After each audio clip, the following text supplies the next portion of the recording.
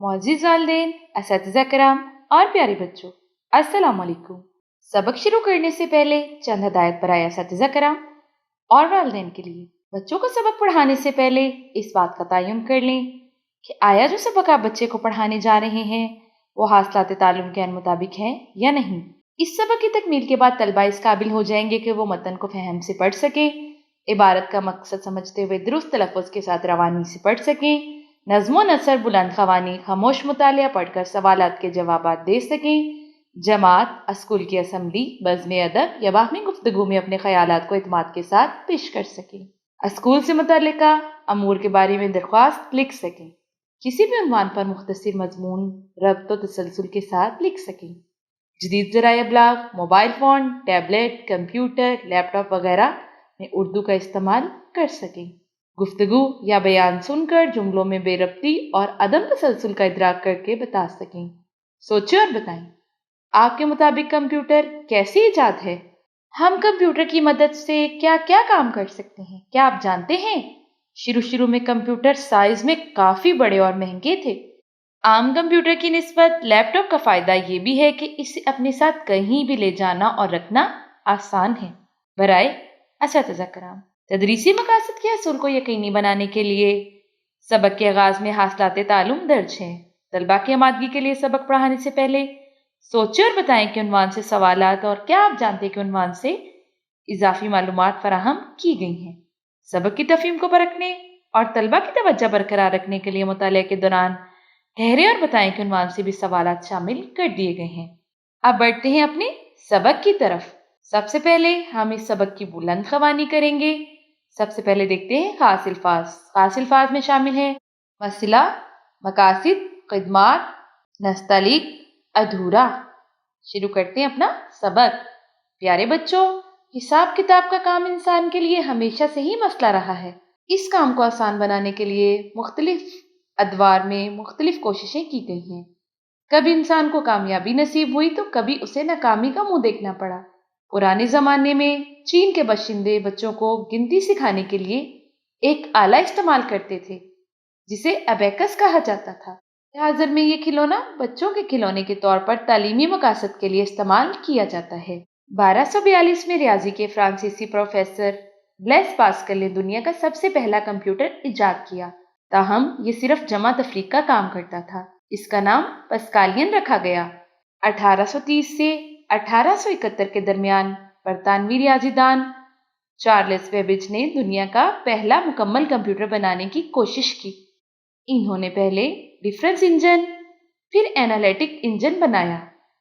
इस बेबेज की ये दोनों मशीनें नामुकम्मल रहीं, लेकिन उनके बताए गए तरीके पर अमल करके ही दुनिया का पहला कंप्यूटर एनिक बनाया गया। उनको उनकी खिदमात की बदौलत बाबाए कंप्यूटर भी कहा जाता है। बुनियादी तौर पर कंप्यूटर के 3 हिस्से होते हैं: सिस्टम यूनिट, कीबोर्ड और मॉनिटर। इनके अलावा दीगर आलात भी कंप्यूटर के साथ लगाए जा सकते हैं। कंप्यूटर का सबसे अहम हिस्सा सिस्टम यूनिट है। ये एक मुस्ततिल डिब्बा होता है। इसके अंदर रैम, हार्ड डिस्क और प्रोसेसर सीपीयू लगे होते हैं। प्रोसेसर को कंप्यूटर का दिमाग कहा जाता है। हम मुख्तलिफ इनपुट आलात मसलन माउस, कीबोर्ड, माइक्रोफोन या स्कैनर के जरिए कंप्यूटर को हदायत दे सकते हैं। कंप्यूटर का प्रोसेसर इन हदायत पर अमल करता है और मुख्तलिफ आउटपुट आलात मसलन मॉनिटर, स्पीकर या प्रिंटर के जरिए रिजल्ट जाहिर कर देता है। कंप्यूटर में हार्ड डिस्क मालूमात को मुस्तकिल तौर पर महफूज करने का काम करती है।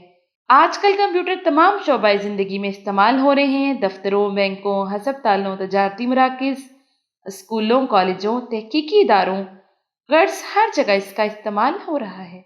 हम कंप्यूटर के जरिए इंटरनेट से भी मुंसलिक हो सकते हैं, जिससे दुनिया भर की मालूमात पल भर में स्क्रीन पर जाहिर हो जाती हैं। इसके जरिए हम ईमेल भी कर सकते हैं। ईमेल पैगाम रसानी का जदीद तरीका है। कंप्यूटर से किसी भी किस्म की मालूमात एक ही लम्हे में दुनिया के एक खिते से दूसरे खिते तक भेजी जा सकती हैं।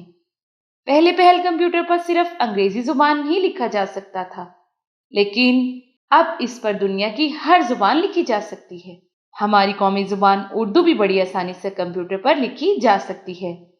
کمپیوٹر پر اردو لکھنے کے لیے اردو حروف تہجی والے کی بورڈ بھی دستیاب ہیں، تاہم انگریزی حروف تہجی والے کی بورڈ سے بھی اردو بآسانی لکھی جا سکتی ہے۔ تو ایسے پروگرام بن چکے ہیں جو بیک وقت اردو اور انگریزی لکھ سکتے ہیں۔ سائنس کی اس ترقی کی وجہ سے اب اردو میں بھی کتابیں لکھنا اور چھاپنا بے حد آسان ہو گیا ہے۔ کمپیوٹر کے ذریعے لکھے گئے اردو کے الفاظ یکساں اور برابر فاصلے پر ہوتے ہیں۔ اس کے علاوہ کمپیوٹر کے ذریعے سے خط نستعلیق میں لکھا ہوا مضمون دیکھنے میں خوبصورت اور پڑھنے میں آسان ہوتا ہے۔ آپ کی یہ اردو کی کتاب کمپیوٹر کی مدد سے اور خط نستعلیق میں ہی لکھی گئی ہے۔ کمپیوٹر کی حیرت انگیز ایجاد نے انسان کے بہت سے کام انتہائی آسان بنا دیے ہیں۔ آج کا انسان کمپیوٹر کے استعمال کے بغیر ادھورا ہے۔ ہم سب کو اس کا مناسب استعمال آنا چاہیے تاکہ ہم ترقی کی دوڑ میں دوسروں سے پیچھے نہ رہ جائیں۔ جی پیارے بچوں، ٹھہرے اور بتائیں آپ کی اردو کی یہ کتاب کون سے رسم الخط میں لکھی گئی ہے؟ تو اس کا جواب ہے خط نستعلیق میں لکھی گئی ہے۔ پیارے بچوں، ہم نے اس میں کیا سیکھا؟ تو ہم نے اس سبق میں سیکھا کمپیوٹر دور حاضر کی اہم ترین ایجاد ہے۔ یہ زندگی کے ہر شعبے میں استعمال ہو رہا ہے۔ ہمیں کمپیوٹر کا استعمال لازمی سیکھنا چاہیے تاکہ ہم دوسروں سے پیچھے نہ رہ جائیں۔ برائے اساتذہ کرام، بچوں کو انگریزی کے ساتھ ساتھ اردو کی بورڈ کے استعمال کا طریقہ سکھائیں۔ بچوں کو نیا فولڈر بنانا اور اس میں اپنا ڈیٹا محفوظ کرنا بھی سکھائیں۔